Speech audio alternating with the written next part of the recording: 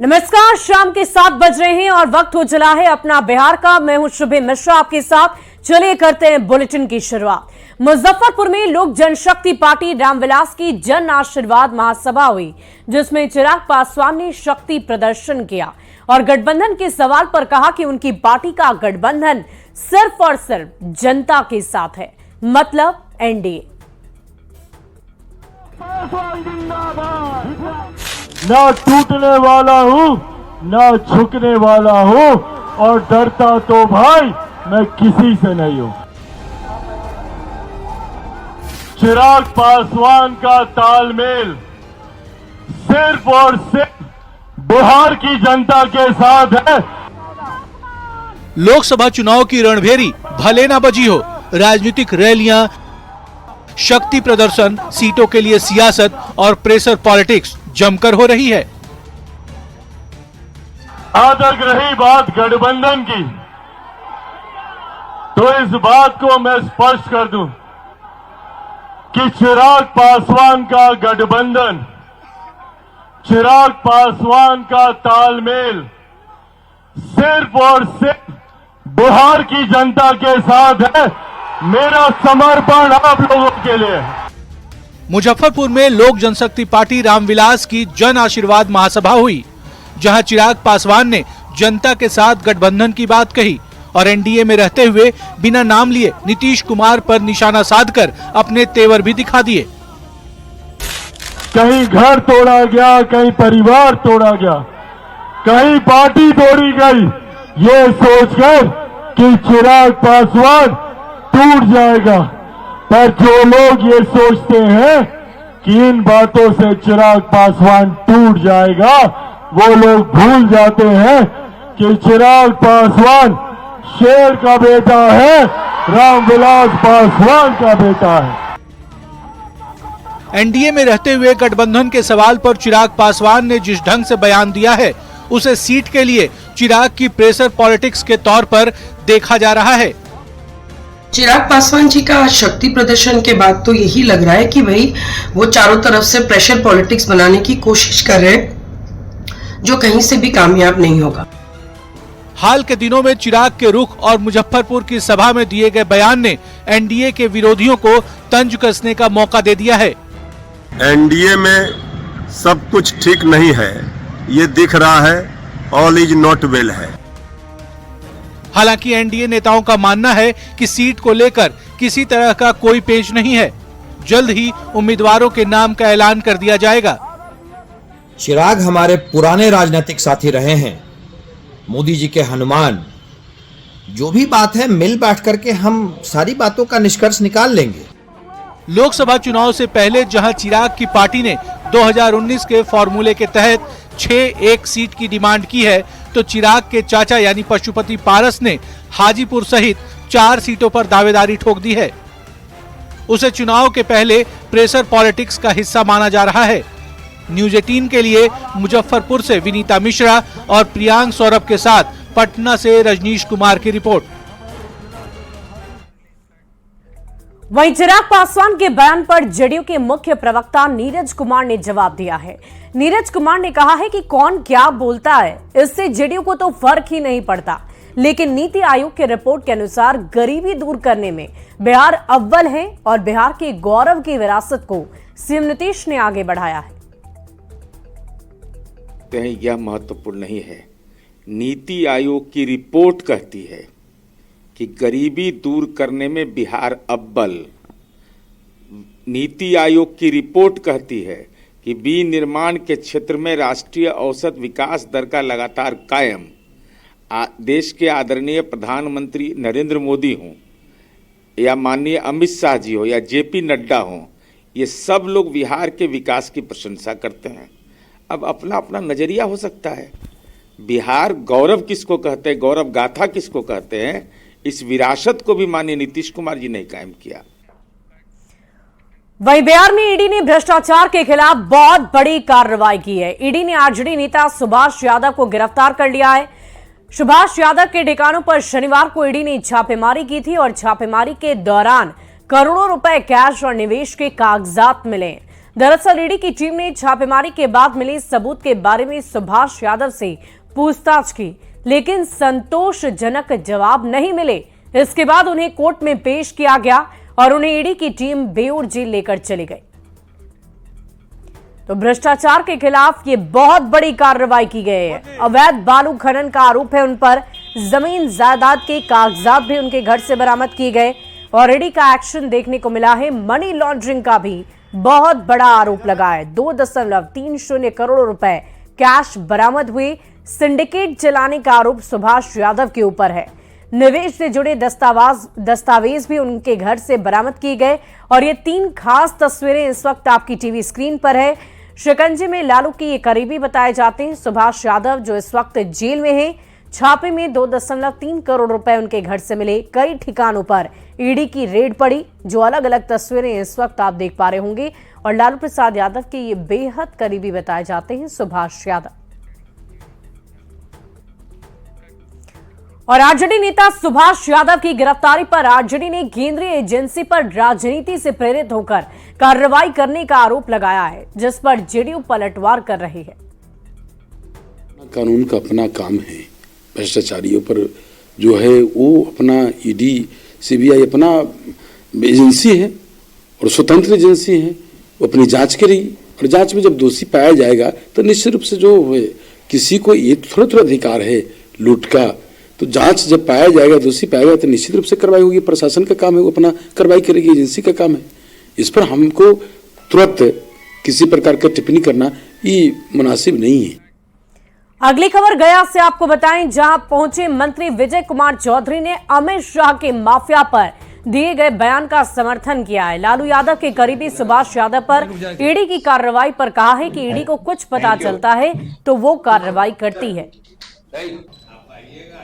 या चाहे जमीन से जुड़े हों, शराब से जुड़े हों, शिक्षा से जुड़े हों, कहीं भी किसी चीज से काम करने वाले जो माफिया या षड्यंत्रकारी लोग हैं, उसके खिलाफ तो कार्रवाई करना और अपराध के खिलाफ जो 0 टॉलरेंस की नीति है, ये तो मुख्यमंत्री नीतीश कुमार जी के सरकार की विशेषता रही। और जब गृह मंत्री जी ने भी कहा है तो हमें पूरी उम्मीद है कि इन सब चीजों में केंद्र की मदद से हम और ज्यादा प्रभावकारी ढंग से सफल हो पाएंगे। ईडी ने सुभाष यादव को गिरफ्तार किया है। ईडी को जहां जहां पता चलता है कुछ गड़बड़ी का, वो जाती है। ईडी का जाना अपने आप में कोई बड़ी बात थोड़े है। ईडी को क्या मिला, कैसा केस हुआ, अब कहीं से कोई कुछ उसको पता लगता होगा, कोई आरोप लगाता हो, जाती होगी। और बढ़ते हैं अगली खबर की ओर। लोकसभा चुनाव से पहले वीआईपी के संयोजक मुकेश सहनी दिल्ली गए। दिल्ली जाने से पहले पटना एयरपोर्ट पर मुकेश सहनी ने कहा कि जो हमारी मांगों को प्राथमिकता देगा उसके साथ गठबंधन के बारे में सोचेंगे। साथ ही निषाद समाज को लेकर कहा कि हमारे बिना कोई सरकार बनाने के बारे में सोच भी नहीं सकता। जिनको ज्यादा से ज्यादा सीट जीतनी है उनको वीआईपी को साथ लेकर चलना ही होगा। आपने देखा बोछा में हम जब चुनाव लड़े 30,000 वोट आया, कुरनी में लड़े तो 10,000 वोट आया, या सिमरी बख्तियारपुर में 25,000 वोट आया। जहां हम लड़ जाते वहां दुश्मन को जिसको टारगेट कर देते उनको चुनाव हारना पड़ता है। तो ये हमारी पहचान है।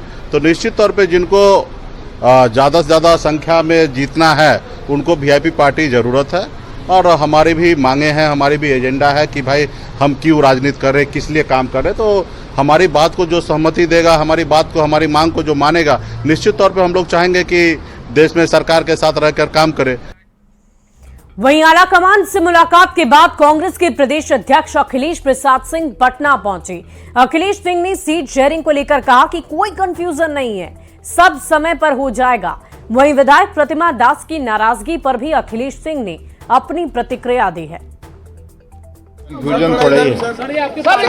नाराज चल रही हैं सर, मोर्चा कहा कि अध्यक्ष जी के पास समय ही नहीं है विधायकों के लिए और विधायक परेशान। अरे अभी सब विधायक आके एक साथ रहा है, लोग कहाँ से पता नहीं क्या हो गया। 17 विधायकों के बाद भी एक भी सीट नहीं मिली कांग्रेस को। 17 विधायकों के बाद एक भी सीट कांग्रेस को आप दिलवा दीजिए ना, आप चिंता है ज्यादा आपको तो। ठीक। वहीं लखीसराय पहुंचे उप मुख्यमंत्री विजय सिन्हा ने प्रसिद्ध अशोक धाम मंदिर और जगदम्बा मंदिर में पूजा अर्चना की है। सीट शेयरिंग के सवाल पर विजय सिन्हा ने कहा है कि केंद्रीय नेतृत्व सक्षम है, समय आने पर सीट शेयरिंग कर लिया जाएगा। विजय सिन्हा ने बिहार में भ्रष्टाचार और माफियाओं को लेकर बड़ा बयान दिया। विजय सिन्हा ने कहा कि बिहार में बदलाव की जरूरत है और भ्रष्टाचार पर, परिवारवाद पर, तुष्टीकरण पर ये राजनीति बदलनी चाहिए। पर होगा उसमें कहीं कोई प्रॉब्लम नहीं है और सक्षम नेतृत्व है। पूरा राष्ट्र जिसको अपना परिवार मानता है और जो पूरे राष्ट्र को एक परिवार मानते हैं तो कहीं कोई समस्या है ही नहीं। किसी के साथ कोई प्रॉब्लम नहीं, कोई नाराजगी नहीं। आज देश के अंदर मात्र एक नेतृत्व जिसका सब जयकारा लगा रहा है, सब स्वीकार कर रहा है और देश का मान सम्मान स्वाभिमान बढ़ा रहे हैं। देश के प्रधानमंत्री नरेंद्र मोदी जी, उनके नेतृत्व को सब स्वीकार भी कर रहे हैं और सबको विश्वास भी है। सरकार एक्शन में सर लगातार भ्रष्टाचार के खिलाफ कार्रवाई। देखिए, निश्चित तौर पर एक बदलाव की जरूरत है। भ्रष्टाचार पर, परिवारवाद पर, तुष्टीकरण, ये राजनीति बदलनी चाहिए। सबका साथ, सबका विकास की भाव बढ़नी चाहिए। बढ़ते आगे, बीजेपी सांसद और पूर्व केंद्रीय मंत्री रविशंकर प्रसाद ने सालिमपुर बिहार रेलवे स्टेशन पर अत्याधुनिक सुविधाओं से लैस प्लेटफॉर्म का लोकार्पण किया। सालिमपुर बिहार रेलवे स्टेशन पर सालों से यात्री सुविधा बढ़ाने की मांग हो रही थी, जिसे अब पूरा कर लिया गया है। इस मौके पर रविशंकर प्रसाद ने इलाके में हो रहे विकास के दूसरे काम की भी जानकारी दी। उनका अभिनंदन करें, उनका आभार व्यक्त करें। तो आज ये उद्घाटन करके सालिमपुर स्टेशन पूरा मैं आपको समर्पित करता हूं और आपका अभिनंदन करता हूं। अभी ढलैया नहीं हुआ है और उसका कारण भी जान लीजिए। एक बार पानी पड़ना जरूरी है और पानी पड़ने के बाद ये सेटल हो जाएगा तो ढलैया तुरंत हो जाएगा। इससे आप निश्चिंत रहिए, इसकी ढलैया भी होगी। आप लोग का आग्रह था कि ई पट्टी से ऊ पट्टी जाने का उपाय भी होना चाहिए, वो भी सैंक्शन हमने करवा दिया है। तो ही कब तक हो जाएगा? वाला होना चाहिए सर, बस 5-6 महीना वक्त आपको देना पड़ेगा, ठीक है। लखीसराय के आरके मैदान में आयोजित नियोजन मेले का डिप्टी सीएम विजय कुमार सिन्हा ने उद्घाटन किया। उन्होंने बंगाल की मुख्यमंत्री ममता बनर्जी और आरजेडी अध्यक्ष लालू प्रसाद पर जमकर निशाना साधा है। विजय कुमार सिन्हा ने कहा कि ये लोग मौसम के हिसाब से अपनी नीति और नियम को बदलते हैं। विजय कुमार सिन्हा ने कहा कि चुनावी मौसम को देखते हुए ये लोग अपनी नीतियों को बदलते हैं। सनातन के प्रति ये लोग कितने सच्चे हैं, ये सभी लोग जानते हैं। ममता बनर्जी,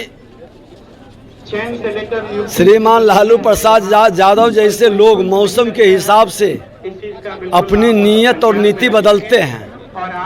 ये कितने सनातन के धर्मगुरुओं का, सनातन के देवी देवता का, पर्व त्योहारों का सम्मान करते हैं, लोग जानता है। इनकी करनी कथनी में समरूपता नहीं है। मौसम के हिसाब से ये लोग बदलते रहते हैं। चुनाव का समय है, इसके पहले वो क्यों नहीं किए? और इसके पहले वहाँ पर सनातन के संतानों के साथ क्या व्यवहार होता है ये भी देख रहा है।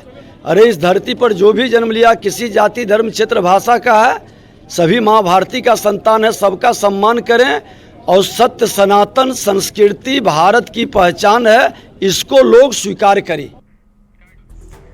रुक करते हैं बड़ी खबर का। दानापुर के फुलवारी शरीफ से बड़ी खबर सामने आ रही है, जहां रानीपुर गांव के रहने वाले सुकेश कुमार के सिर में गोली मारकर हत्या कर दी गई। अपराधियों ने उसे 2 गोली मारी थी, जिससे मौके पर ही उसकी दर्दनाक मौत हो गई। घटना रानीपुर कुरकुरी नाहर रोड की बताई जा रही है। पुलिस इस पूरे मामले में डॉग स्क्वाड की टीम की मदद से जांच पड़ताल में जुटी है। फिलहाल हत्या की वजह अब तक खुलकर सामने नहीं आ पाई। अभी तो हमको बाद में सुबह में पता चला, लेकिन ऐसे कुछ पता चल रहा है कि आए थे यहाँ शराब उराब पीने या क्या करने हैं रात में। प्रशासन तो यही बताया कि 9 बजे की घटना है। हम लोग को सुबह में पता चला कोई साजिश के तहत किस तरह से हत्या किया है। क्या गोली मारा हुआ? हाँ, गोली मारा हुआ। सुबह में लोग से पता चला कि वो गिरे हुए हैं। मैंने कहाँ सुना? कैसे गोली मार के? कहाँ कितना गोली मारे? अभी तो प्रशासन के लोग बोले कि एक गोली है।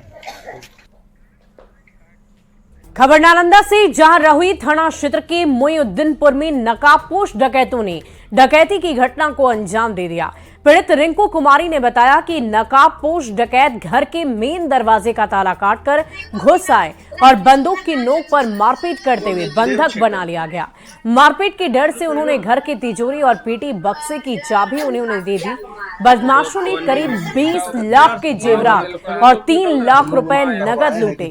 फिलहाल पुलिस इस पूरे मामले की तहकीकात में जुटी हुई है। जल्द ही बदमाशों को पकड़ने का दावा किया जा रहा है।